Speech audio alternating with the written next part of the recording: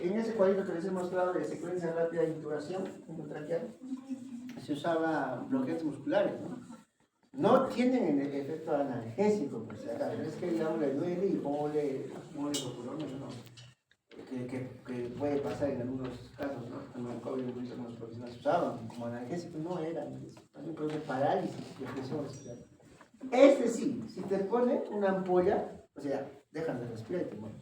Porque es o sea, paraliza todos los músculos de la respiración, o sea, te paraliza toda la parte muscular, ¿no? Toda la placa mioneural.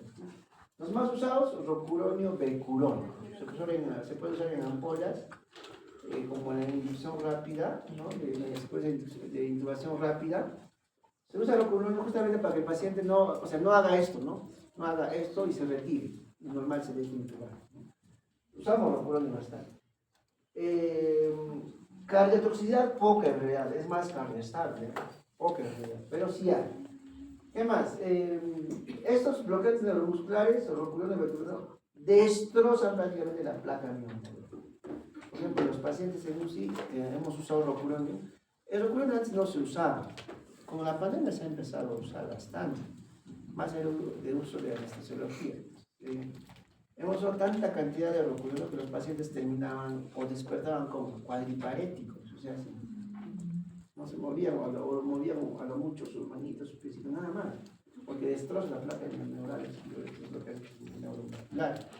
Producen polineuropatía severa, cuadriparesia propia de un paciente crítico, ¿no? El paciente crítico no despierta, primero no sus manos, su pierna está así, ¿no? Pero se ha usado rocuronio en COVID. ¿Por qué se usaba rocuronio? ¿Quién cree? ¿Por qué se usaba rocuronio, midazolam, fentanilo en COVID? ¿Eso le curaba el COVID? No, era para que se deje llevar por el ventilador mecánico, nada más. Era el soporte y solito se esperaba que el paciente, se ponía boca abajo al paciente y se esperaba solito que evolucione el COVID. Muchos llegaban a hacer distrés severo y se morían, otros llegaban a su pico y se bajaba y ya está, ¿no? Solo que despertaban cuadriparéticos. Y muchos despertaban, pues, cuadriparéticos por esto del bloqueante neuromuscular, ¿no? Hoy en día ya no se sugiere, o sea, lo que dice la guía, ¿qué es? No usar opioides. Y si se usa, usar controladamente y tratar de destetar, así dice la ley. Igual, rocuronio solo en casos específicos. Por ejemplo, cuando no se deja llevar por el ventilador le infla y el paciente tose en contra, y entonces ahí se hace un barotrauma. Entonces hay que usar rocuronio para que no haga una asincronía con el ventilador mecánico, ¿ya? Entonces, ¿ya? A ver, empieza. ¿Quién va a exponer? ¿Cómo se llama? Yo, Diana Rosa.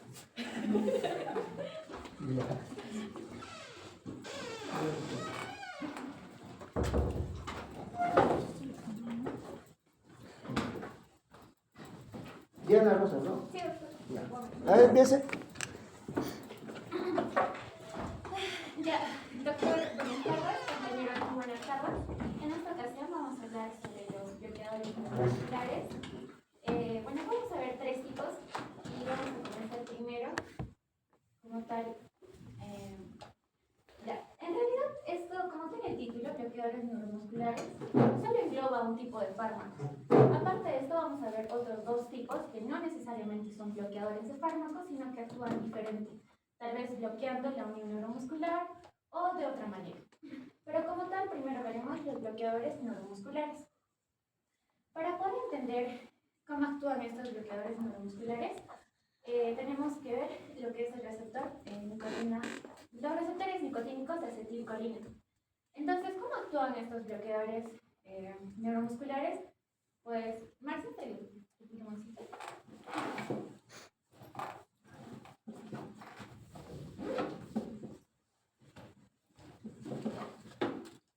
Ya, entonces solo tienen que recordar esto. Ya bueno, acuérdense que la médula espinal, tenemos la médula espinal, que es un dibujo feo, no me acuerdo. Ya esta es la médula espinal y esta es la sustancia gris, la que está en el medio. Entonces, de la sustancia gris, la parte anterior o el asta anterior, es de aquí de donde va a salir el soma de la neurona. Va a salir ir el soma de la neurona y el axón va a ir hasta el músculo. ¿Ya? Este es el músculo.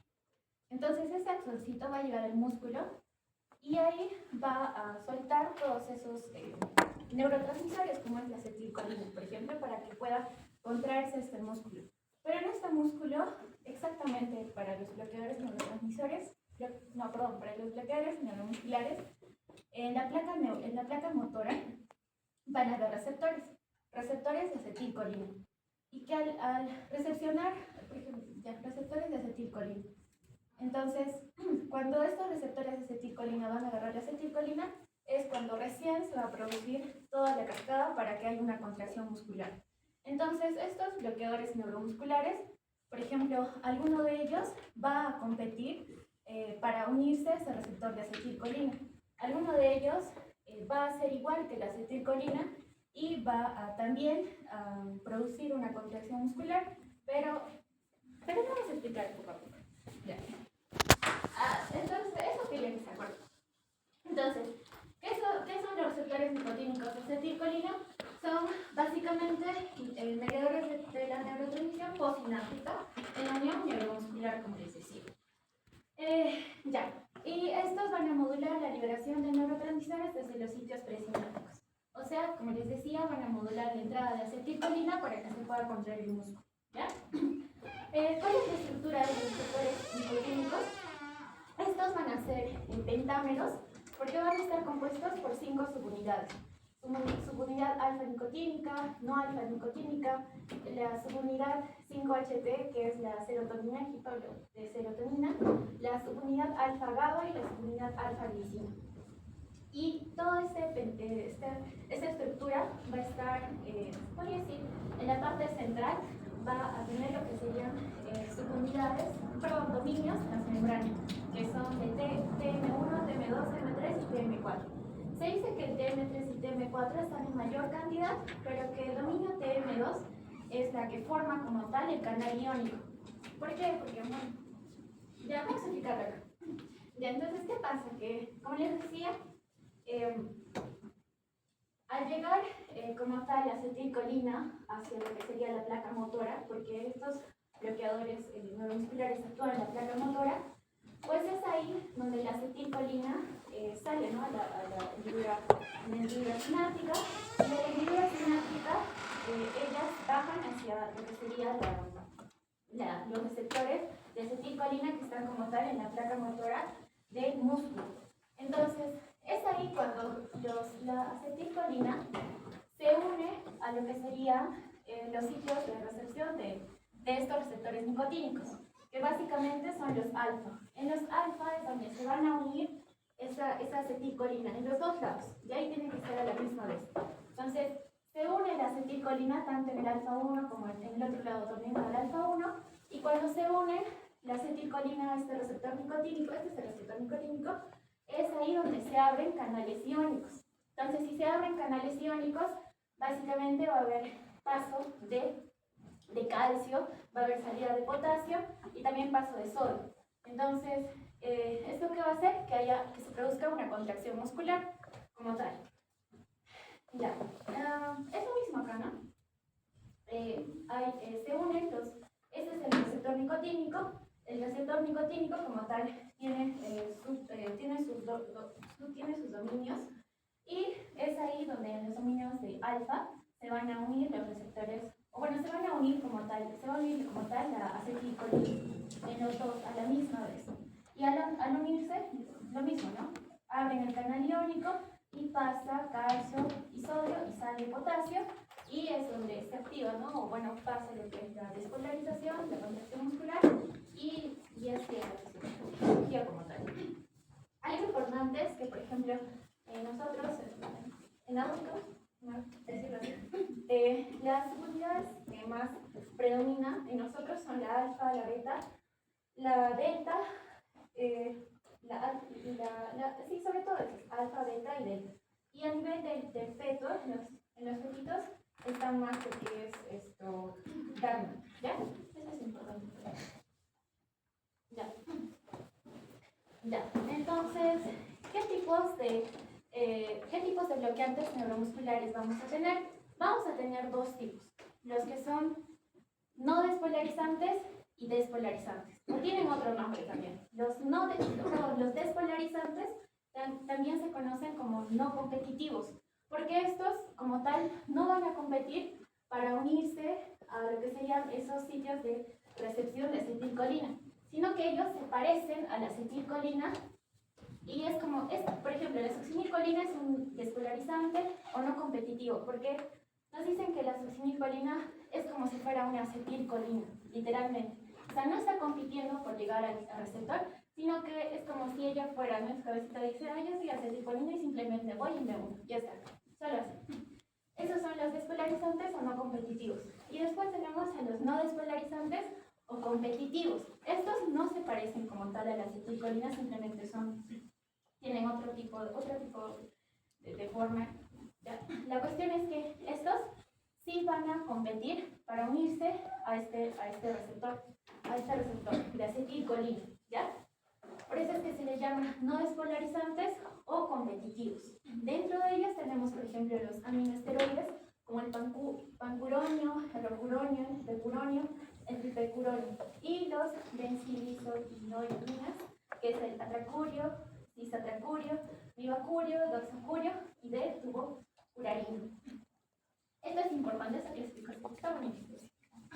Ya, entonces, bueno, lo que les decía, ¿no? Acá tenemos el mecanismo de acción de esos dos tipos. Entonces, esto es con relación, por ejemplo, a los no despolarizantes o competitivos. Por ejemplo, en la hendidura sináptica, antes de llegar a la placa motora, tenemos en este caso, imagínense que acá es la hendidura sináptica y esta es la placa motora, estos son los receptores nicotínicos. Entonces, ¿qué pasa?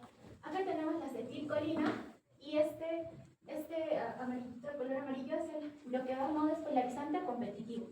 Entonces, antes de que llegue y se pegue acá a los receptores de acetilcolina, este estaba compitiendo con esta acetilcolina para pegarse a esos receptores de acetilcolina en el receptor nicotínico. Entonces, cuando estaban compitiendo, pues le ganó a la acetilcolina y el primero se unió a ese receptor de acetilcolina. Entonces, al unirse, ¿por qué se dice que es no despolarizante? Porque en vez de abrir estos canales, en vez de abrirlos, simplemente los va a mantener cerrados. Es como que los va a tapar, se los va a mantener cerrados. Por eso es que son no despolarizantes, ¿ya? A diferencia de este despolarizante o no competitivo, que es la succinilcolina, que es el único en realidad que se describe. Esta succinilcolina tiene un mecanismo muy interesante, ¿verdad? No la entendía, pero lo único que le gusta. Ya, entonces, ¿qué pasa? Lo mismo. Acá tenemos la hendidura sináptica y esta es la placa motora, ¿ya? La placa motora donde está el receptor nicotínico. Entonces, ¿qué pasa? La succinilcolina no compite con la acetilcolina, simplemente es como una acetilcolina, pero en medicamento, ¿ya? Entonces, esta se une al receptor nicotínico. Esta, al unirse al receptor nicotínico, abre los canales iónicos y en especial deja que entre sodio, ¿ya? No una cantidad excesiva, pero sí deja que entre sodio. Al hacer que entre sodio, ocurre una despolarización, pero una despolarización pequeña y rápida. Es lo que hace que haya fasciculaciones en la persona.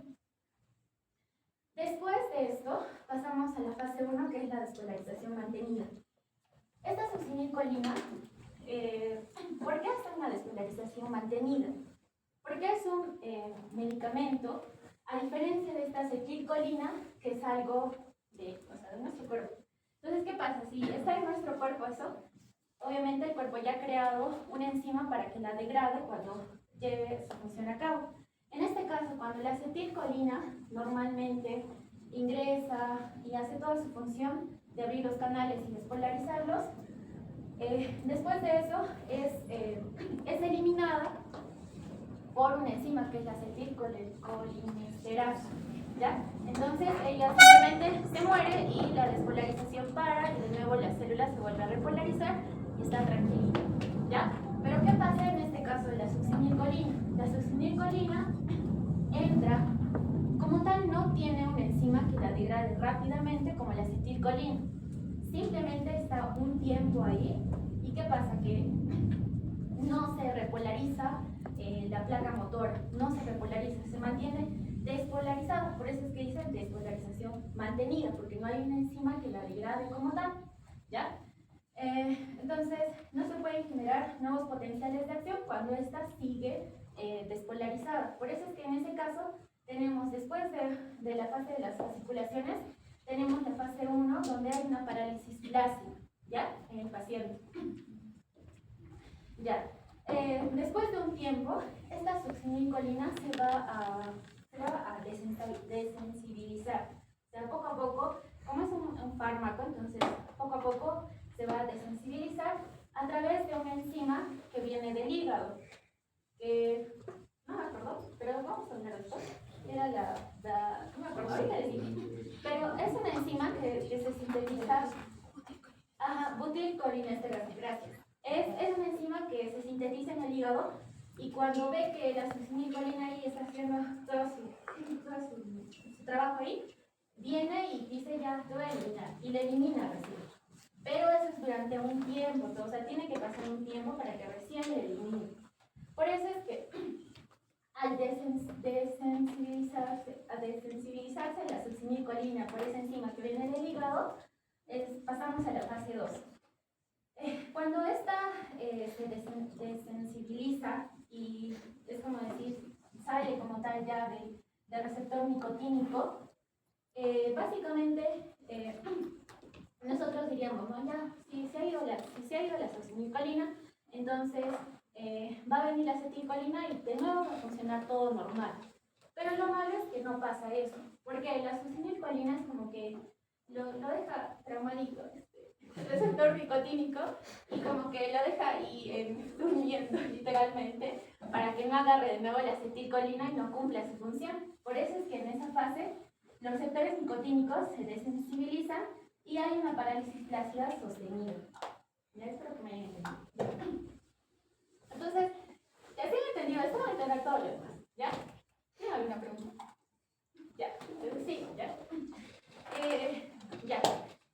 Bueno, eso sería con relación al mecanismo de estos dos tipos de fármacos que son los bloqueantes neuromusculares como tal, ¿ya? Bueno, algo también que decía en el libro es que hay un bloqueante neuromuscular que se llama el decametonio, que es eficaz como agente bloqueante ganglionar. No solo lo mencionaba. Ya, esto es lo mismo que les estaba explicando. Es como, ya. Entonces, bueno, acá tenemos, por ejemplo, el axón de la neurona con las vesículas de acetilcolina. Acá no están las vesículas de acetilcolina. Y esta viene a ser, ¿no? Todo esto de acá viene a ser la placa motora. Y donde pasa exactamente todo es a nivel de la membrana postsináptica, ¿no? Esto es la membrana postsináptica. Es ahí donde están los receptores nicotínicos.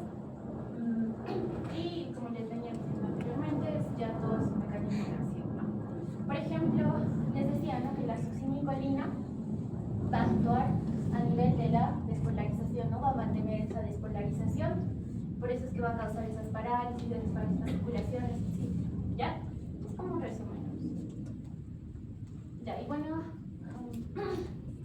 este es como un resumen también de todo lo que estaba sucediendo. Por ejemplo, el decametonio, el decametonio es como la succinilcolina, pero es algo antiguo. Antes se utilizaba, en el libro decía, ¿no?, que antes se utilizaba el decametonio, pero ya no.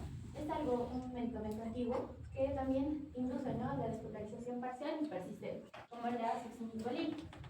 Y la tubocurarina, esto es como los no despolarizados, como el procuronio, como estos, ¿no?, como el pancuronio.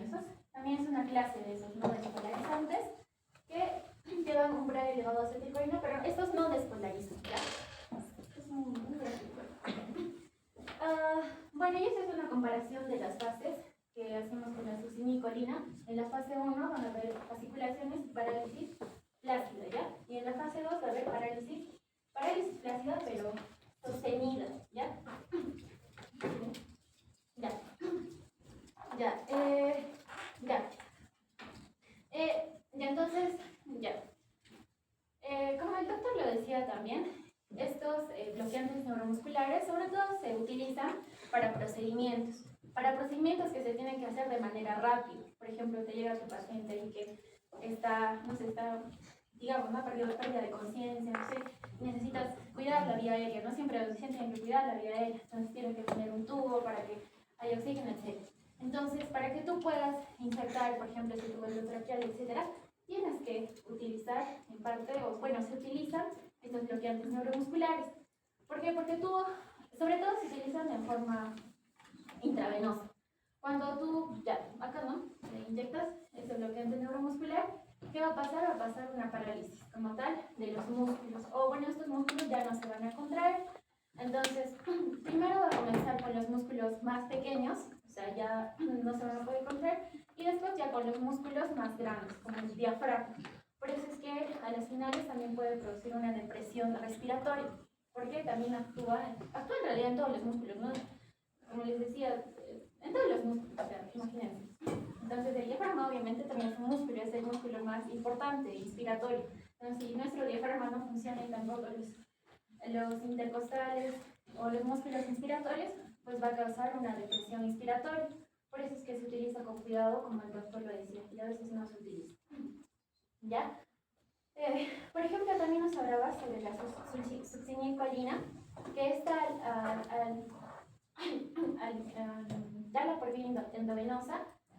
Cuando pase 1 minuto va a ser relajación, cuando pase ya 2 minutos va a ser la relajación máxima y cuando pase 5 minutos ya va a desaparecer. La succinilcolina, su tiempo de acción y también para que desaparezca es muy rápido. Ya. Y bueno, como les decía, ¿no? Esta se va a las finales, va a ser eliminada por una enzima que viene, por una enzima hepática que es la buticolinesteras. ¿Ya? Ya.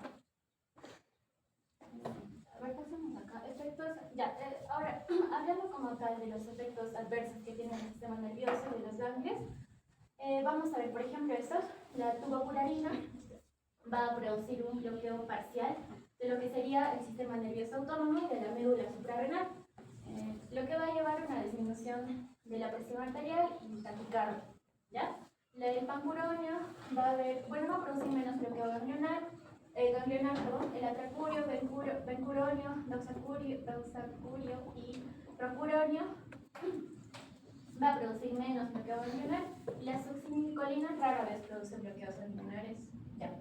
Y el reflejo cardiovascular, con respecto a los efectos cardiovasculares, el pancuronio va a activar lo que es la acción vagolítica y va a bloquear los receptores muscarínicos.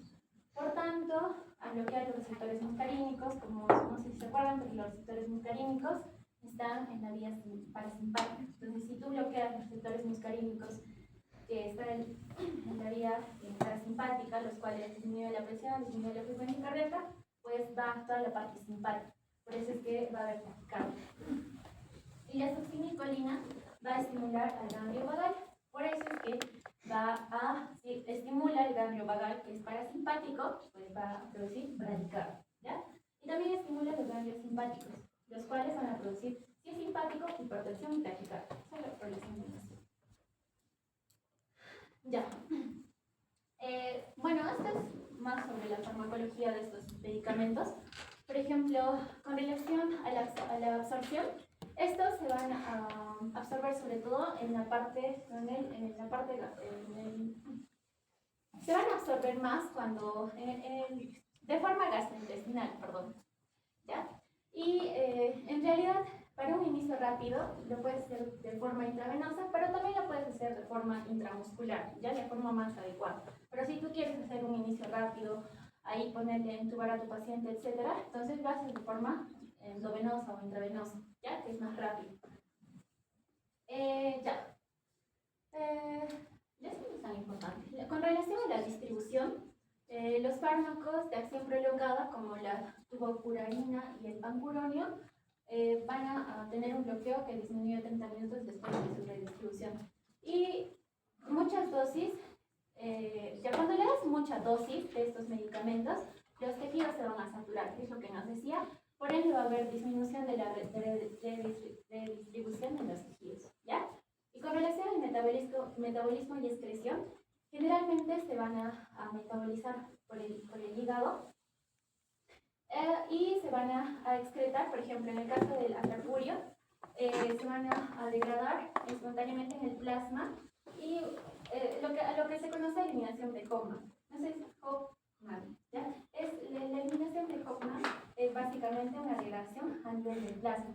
Entonces, por ejemplo, si tú le das a tu paciente atracurio, es porque tal vez tu paciente está con alguna falla hepática, ¿no? Hepática o renal. Por eso es que, ¿por qué? Porque a las finales se va a eliminar por el plasma, ¿no? Se va a degradar por el plasma, entonces no le vas a hacer daño a su hígado ni a su riñón. En cambio, la succinilcolina se elimina a través del hígado. Entonces, acá tienes que tener cuidado en pacientes que tengan enfermedades hepáticas, ¿no? Y, por ejemplo, el hantacurio se hace hidrólisis más lenta del enlace éster adyacente al cloro. Bueno, ya, esto es como un resumen de todos estos medicamentos de acuerdo a su duración en el cuerpo. Tienen duración corta, duración intermedia y de larga duración. Por ejemplo, la succinilcolina, que es el no competitivo, el descolarizante, va a tener un inicio en minutos, de 0.8 a 1.4 minutos. Entonces, actúa de manera muy rápida, ¿ya? Al iniciar. Y este va a durar de 6 a 11 minutos, no va a durar mucho, ¿ya? Y a las finales se degrada por una enzima del hígado, en el hígado en general, ¿ya? Otros medicamentos, por ejemplo, con duración intermedia, tenemos el becuronio. Este becuronio va a iniciar su función a los 2 o a los 3 minutos de haberle inyectado al paciente por vía intravenosa. Y tiene una duración en el cuerpo de 25 a 40 minutos. Vean que los fármacos aquí que tienen mayor duración son los que en realidad van a ser más dañinos para el paciente, porque si tú lo mantienes al paciente durante más tiempo sin que sus músculos respiratorios, sobre todo, no funcionen, pues va a producir una depresión respiratoria, ¿ya? Por ejemplo, acá tenemos también el rocuronio, que inicia de 0.5 a 2 minutos y en el cuerpo está de 36 a 73 minutos. Y los de larga duración, tenemos por ejemplo el pancuronio. El pancuronio, que va a iniciar su mecanismo en 3 a 4 minutos y va a estar de 85 a 100 minutos. ¿Ya? Por eso es peligroso este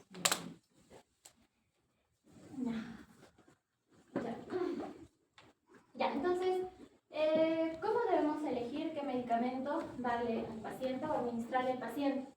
Primero, básicamente debemos ver la duración del procedimiento. Si tú quieres, o dices, no, ya mi procedimiento va a durar 10 minutos, entonces le doy succinilcolina, ¿no? Porque ella suele actuar hasta 11, 12 minutos, entonces le doy succinilcolina. Pero digo, no, mi procedimiento es una operación larga, va a durar una hora y media, entonces le doy, no sé, pancuronio, otros que duren ese tiempo, ¿ya? Eso es importante. Ahora, minimizar el compromiso cardiovascular u otros efectos secundarios. Obviamente, como les decía, ¿no? Hay algunos medicamentos que se eliminan por vía renal, hepática, y dependiendo, ¿no? Si tu paciente tiene insuficiencia renal, no le vas a dar un medicamento que se elimine por la vía renal, ¿no? Obviamente. O lo mismo para el hígado, ¿no? Ya. Características útiles para distinguir efectos secundarios, comportamiento farmacéutico. No es algo también parecido a lo que les decía. Por ejemplo, algunos agentes de naturaleza química, bueno, la naturaleza química del agente van a producir, no son como efectos secundarios, lo que les decía en anteriores diapositivas. Por ejemplo, pueden producir bloqueo ganglionar, como la tubocurarina, que es la que produce mayor bloqueo ganglionar.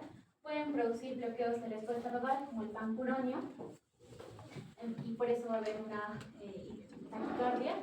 Pueden producir liberación de histamina, eso es importante. La liberación de histamina es muy importante como efecto adverso. ¿Por qué? Porque la histamina va a producir broncoconstricción, va a producir que se produzcan otras sustancias inflamatorias, y eso también a la vez produzca otras reacciones adversas y anafilácticas, ¿ya? Pero eso de anafilaxia lo voy a explicar más después, ¿ya? La liberación de histamina, que por ejemplo la tubocurarina también libera histamina, ¿ya? Ya. Y bueno, eso también, ¿no? Es importante. Los agentes de acción prolongada son más potentes, por eso, obviamente, si son más potentes, le vas a dar menos dosis, ¿no? Si son menos potentes, le das más dosis. Es algo... Ya. Bueno, acá también están algunos efectos adversos de los fármacos. Por ejemplo, el pancuronio no libera histamina, es algo bueno. Por ejemplo, si tu paciente es asmático y tú quieres, no sé, ha venido porque ha venido con pérdida de la conciencia, por X cosas, entonces obviamente le puedes dar pancuronio, ¿no? Porque no produce histamina, porque la histamina produce broncoconstricción. Entonces, si tú le das otro medicamento que libere histamina, le vas a matar, pues va a tener una broncoconstricción y se va a morir. Entonces, ahí no, el pancuronio no libera histamina, pero bloquea los muscarínicos, los receptores muscarínicos. Entonces va a producir taquicardia, ¿ya? Por ejemplo, el becuronio y el rocuronio no producen taquicardia y son seguros cardiovascularmente. Ahora también tenemos el atracurio, produce esterasas y su degradación es por la vía de Hoffmann, así se llama, degradación de Hoffmann. Entonces, como les decía, si su paciente tal vez tiene alguna enfermedad renal crónica, asociada tal vez a una enfermedad hepática, entonces es mejor que le apliques atracurio, ¿no? Y también dice, ¿no? Es útil en insuficiencia renal, por eso, porque les decía. El mibacurio es hidrolizado por colinesterasa y tiene una acción corta. Y este es peligroso, ¿no? Porque el cantacurio tiene efectos cardiovasculares transitorios y a dosis altas produce histamina. Entonces, si su paciente, por ejemplo, es asmático, así no le vas a dar esto, ¿no? Tampoco, porque produce histamina, ¿no? Cantacurio. Ya. Bueno, este también es un resumen. Bueno, este es el resumen que les mostré anteriormente, pero esto se relaciona con esto porque depende, ¿no? Depende de la dosis que le das. Como les decía, si su medicamento, en este caso si su bloqueador neuromuscular, va a ser más potente y va a estar durante más tiempo, 1 hora, entonces obviamente le vas a dar una dosis más pequeña, ¿no? Una dosis más poquita, ¿ya? Por ejemplo, les decía que el pancuronio duraba, aquí está, ¿no?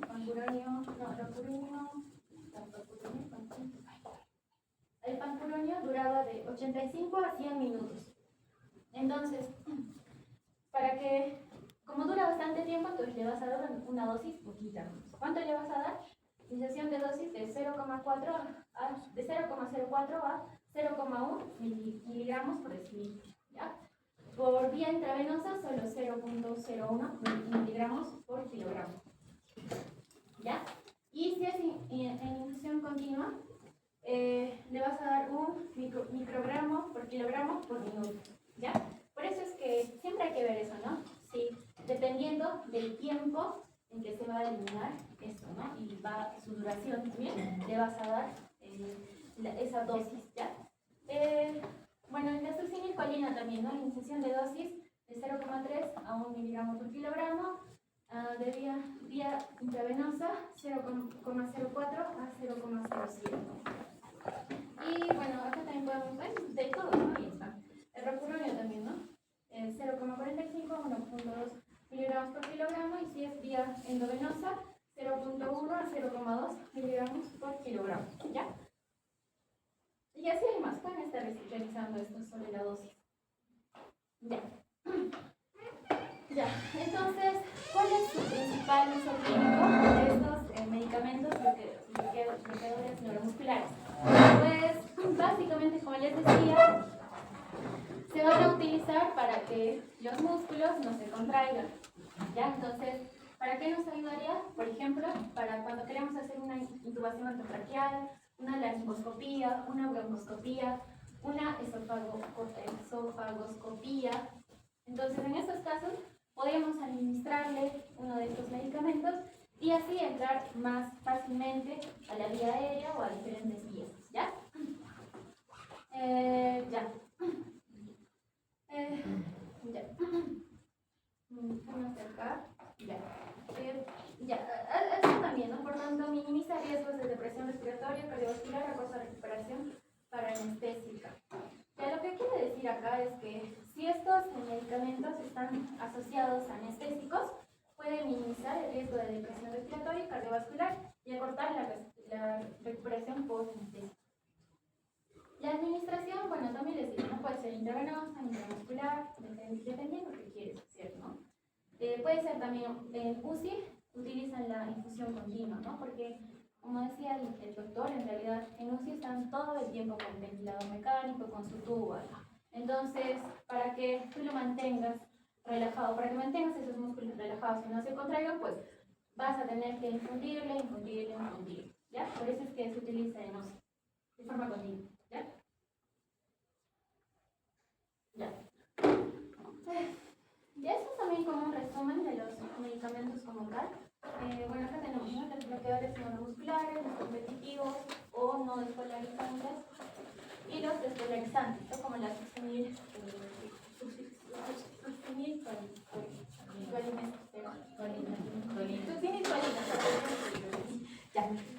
los competitivos tienen un efecto de relajación, ya, y por ejemplo, la succinilcolina tiene un efecto de potenciación de acción, ¿no?, porque va a despolarizar.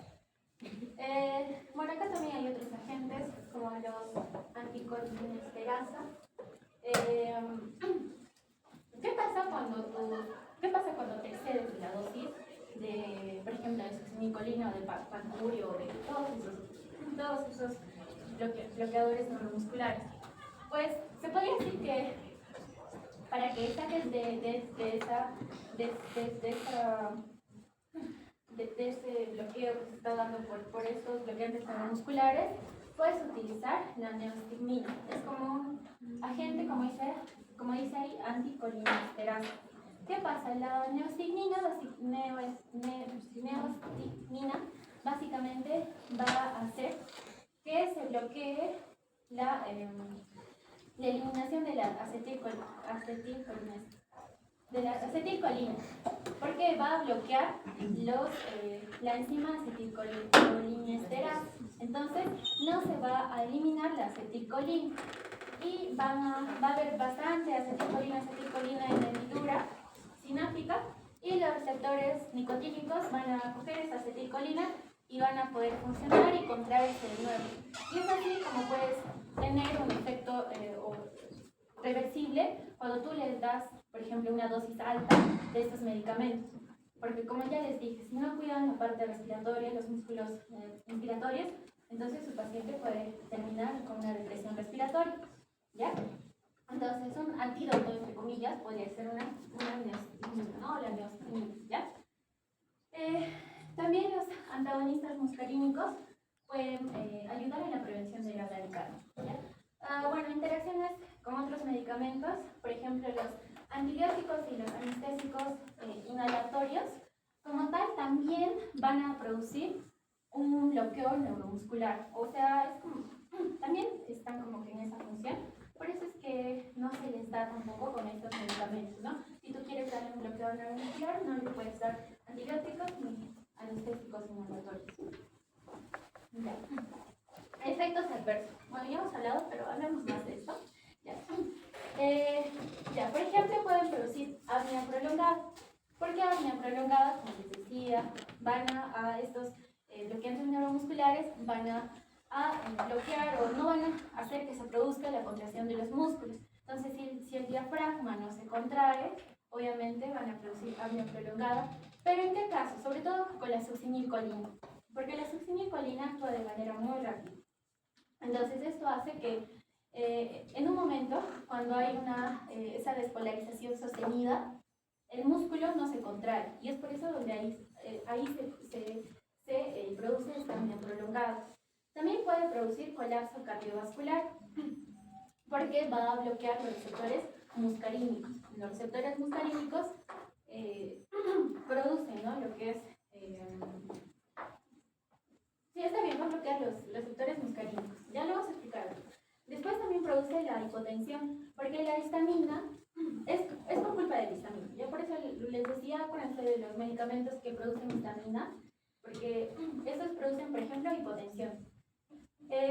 Aparte de eso, la histamina también produce broncoespasmo, ¿ya? Por eso hay que tener cuidado con pacientes que sufren de asma, etc.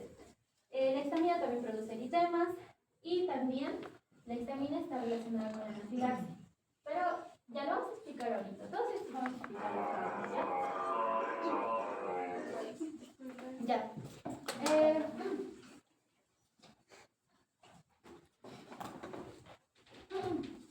Falta harto. Ya. ¿Cuánto falta? A ver. ¿La mitad? Estamos en la 12, son 33. Bueno, 32. Ahora resume. Ya, esto es muy importante, no puedo explicar. Ya, un efecto adverso muy importante es la hipertermia maligna. Ya. Ya, ¿qué pasa en este caso? Cuando, por ejemplo, vamos a dar, por ejemplo, la succinilcolina, vamos a causar una liberación incontrolada de calcio, ya en la retículo sarcoplásmico, porque esos canales iónicos van a seguir abiertos, no se van a cerrar.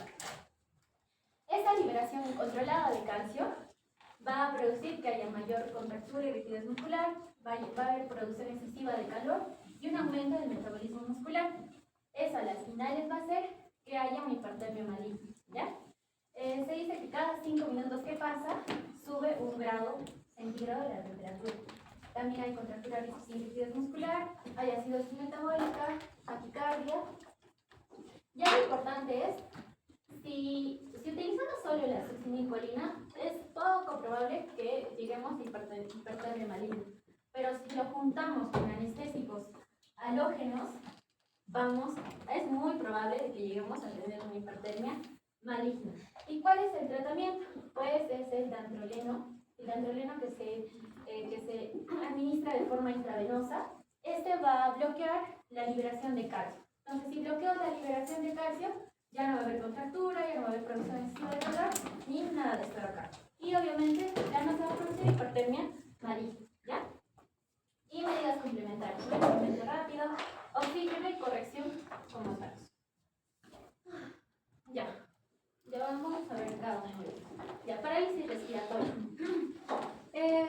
Ya, tratamiento de la parálisis respiratoria derivada de una reacción adversa a una sobredosis del agente bloqueante neuromuscular, como les venía diciendo también.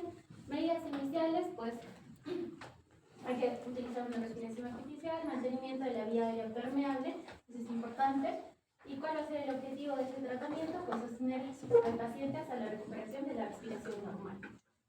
Tratamiento específico según el tipo de bloqueador. Por ejemplo, si nosotros hemos utilizado bloqueadores competitivos y esto ha causado esta parálisis respiratoria, pues como les iba diciendo, uno de esos antídotos podría ser la neostigmina, ¿no? La neostigmina le pueden dar de 0.5 a 2 miligramos vía intravenosa. Otro también es el hidrofonio, que le pueden dar 10 miligramos por vía intravenosa, ¿ya? Repetir según la necesidad, máximo 40 miligramos. Ahora, en caso de sobredosis, le puedes dar también antagonistas colinérgicos muscarínicos para prevenir esa bradicardia excesiva, como son la atropina y el glicopirrolato. Y ahora, con relación al efecto adverso de liberación de histamina de mastocitos, eso es importante, ¿no? Porque les decía, esta liberación de histamina va a causar broncoespasmo, va a causar hipotensión, secreción bronquial, secreción salival. ¿Y cómo podemos, qué fármacos están indicados en estos? Pues, bueno, de nuevo, ¿no? Por ejemplo, la tubopurarina, como les venía diciendo, es la que libera con mayor cantidad lo que es la histamina, ¿ya? Acá hay otros fármacos que no liberan tanto histamina, por ejemplo, a ver, el pancurio, menor tendencia a eliminar histamina, o el pecuronio, también menor tendencia a eliminar histamina. Pero la tubopurarina sí es muy importante porque es la que libera más histamina. Y si libera esta histamina va a causar todos estos efectos adversos, ¿ya? Ya. Acá les voy a explicar sobre lo que es la anafilaxia. En realidad, para que se produzca una anafilaxia, no es mediada por la histamina como tal. Para que se produzca una anafilaxia, primero debe ser mediada por la inmunoglobulina E. Recién, cuando la inmunoglobulina E produce su cascada, produce más respuesta inflamatoria, etc., recién se produce lo que es una reacción anafiláctica. Pero como tal, la histamina no produce una reacción anafiláctica. Se le dice no es anafilaxia verdadera, por esta razón. ¿Ya? Estrategias de intervención para los efectos tóxicos. De nuevo, ¿no? La neostigmina lo podemos utilizar, ¿no? Porque va a bloquear los antagonistas, bloqueadores competitivos, no despolarizantes, ¿ya? Pero esta neostigmina puede producir hipotensión y broncoespasmo.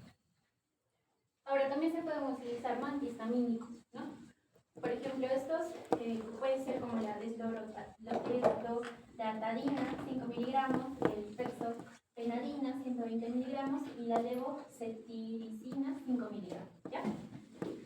Medidas complementarias, puedes utilizar también aminas simpatominérgicas.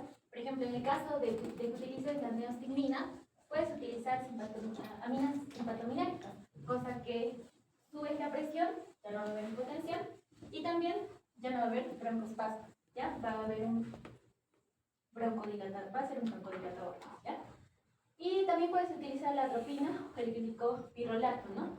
La atropina que va a bloquear esos receptores muscarínicos y así va a contrarrestar la estimulación muscarínica, ¿ya?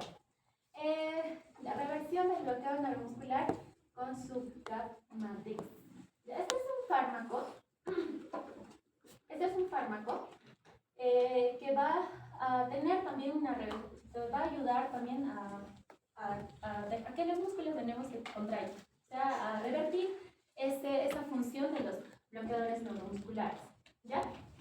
Mecanismo, encapsula específicamente el rocuronio y beturonio, ¿ya? Efectividad, tiene que ser una dosis mayor a 2 miligramos por kilogramo y la reversión del bloqueo por rocuronio es más o menos en 3 minutos.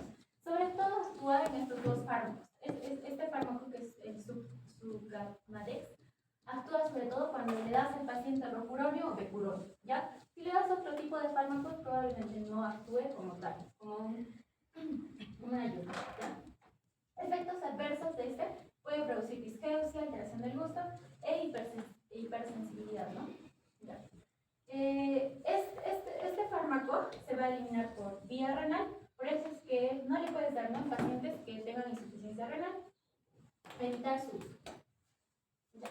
Bueno, estos son resúmenes, son cuadritos resúmenes de estos fármacos. Por ejemplo, ¿no?, la succinilcolina, sus efectos adversos.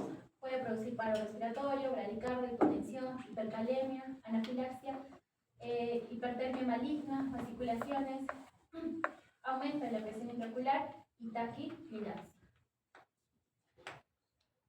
Ya.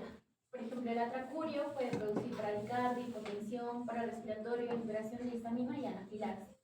El cisatracurio, bradicardia, paro respiratorio, parálisis y anafilaxia. El pancuronio puede producir hipertensión, hipotensión, taquicardia, paro respiratorio, liberación de histamina y anafilaxia.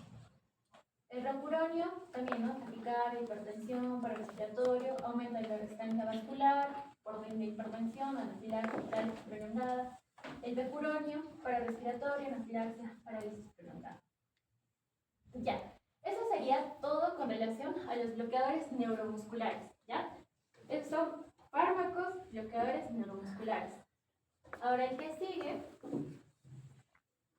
son los fármacos espasmolíticos. Estos en realidad no son bloqueadores neuromusculares, porque estos no van a bloquear la función de contracción del músculo. Simplemente, y tampoco van a actuar en la placa motora. Estos van a actuar a nivel de la fibra muscular como tal y van a tener la función de ser relajantes musculares, ¿ya? No van a bloquear la contracción, sino que van a ser relajantes musculares. Por eso es que estos espasmolíticos no son iguales a bloqueadores neuromusculares, ¿ya? No son iguales.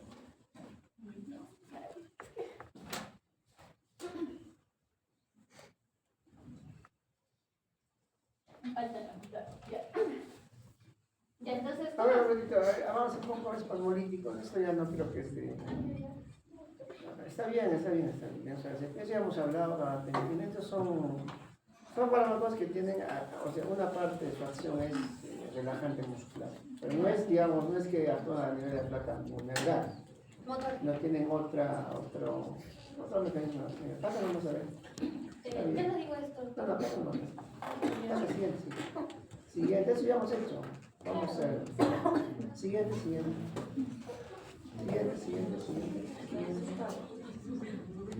Este es otro tipo, doctor. Otro tipo de fármacos. Sí, son. No, solo lo importante era los despolarizantes y los no despolarizantes. Siguiente. Está bien, siguiente. Y ahí nomás, ¿ya? Siguiente. Pasa. Ya, estos son otros, ya. Sí, son otros. Sigue. Sigue, está bien. Y eso es. Estos son 4 resúmenes, doctor, de todos los fármacos. Ya. Sigue. Ya, está bien. No.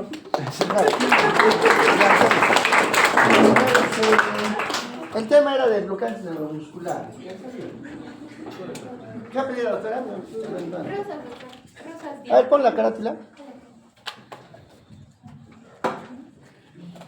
A los que del grupo pasen adelante.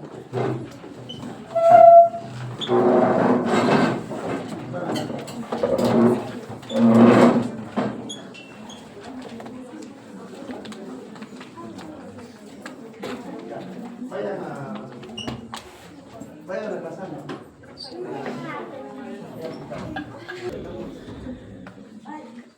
¿Dónde está la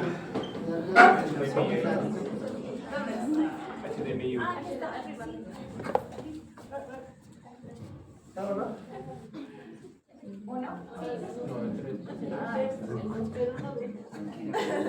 Sí, le pongo. No hay interés. Otra vez su apellido, su nombre completo directamente que después, ¿no? Diana Ley. Diana, ¿dónde está? Diana.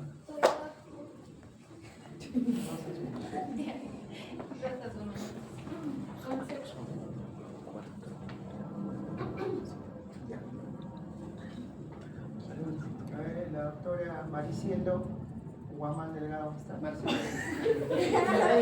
Perdón. Doctor Marcelo, perdón. Marcelo Guamán Delgado, ¿no? Sí. Ya, a ver, facilito nomás.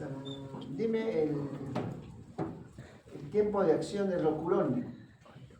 Tiempo de acción del rocuronio.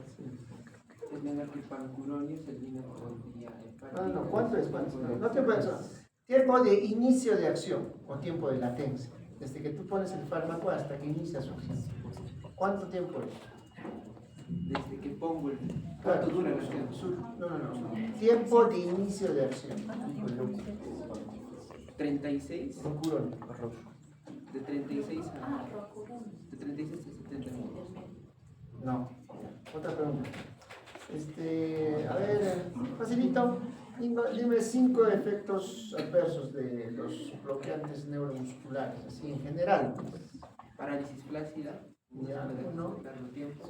Te puede dar apnea transitoria. 2, También te puede producir fasciculaciones musculares. 3, También te puede ser hipertermia maligna. ya 4. Y la Bueno, más. última que te podría producir sería un taquicardia. Taquicardia. También bradicardia. Sí, depende. Ya. A ver, doctora Carol Lucanada. Carol. Adriel. Sí. A ver, doctora Adriel. Voy a anotar ya.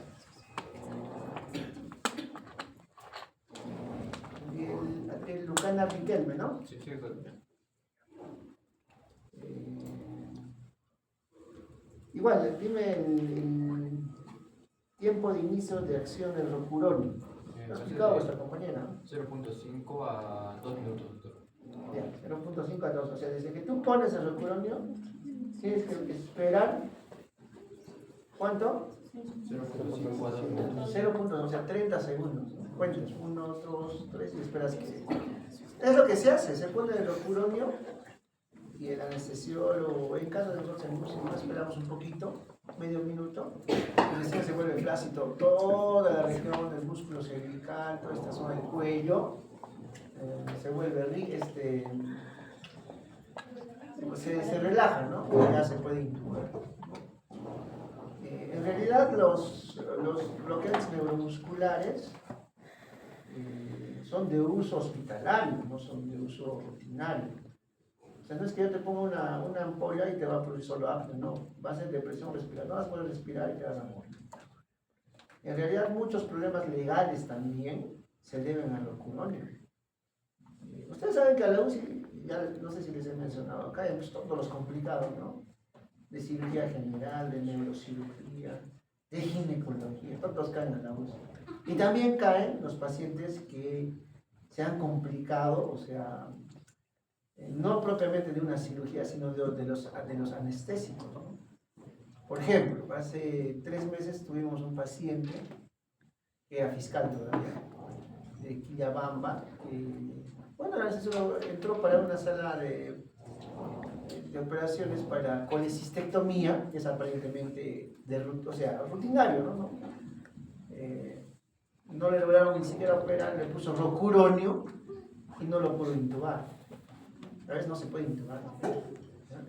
No lo pudo intubar, le puso rocuronio. Lo que pasa es que cuando pone rocuronio ya está paralizado, no puede respirar. Se lo tuvo que traer ambuqueando al paciente, no pudo intubar. Ya vino con hipoxia cerebral, ya en coma. Entonces, muchos problemas de cabeza se deben también a estos bloqueantes neuromusculares. ¿Ya?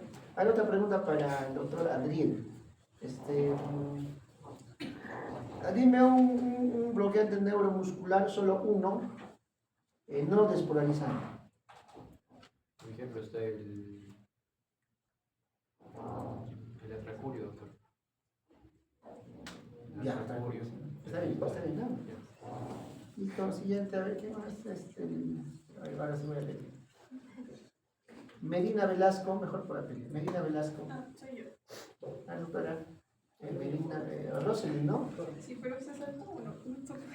Está bien, no importa. Rosely Medina Velasco, ¿no?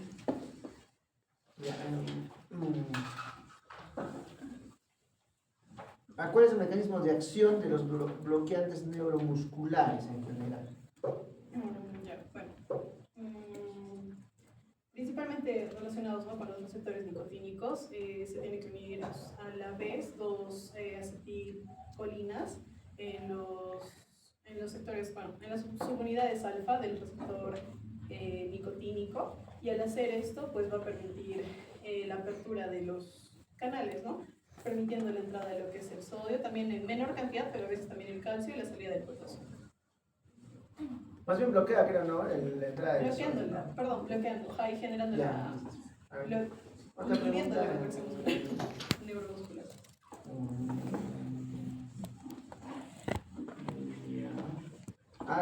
La doctora ha mencionado, esta compañera, la reacción de anafilaxis.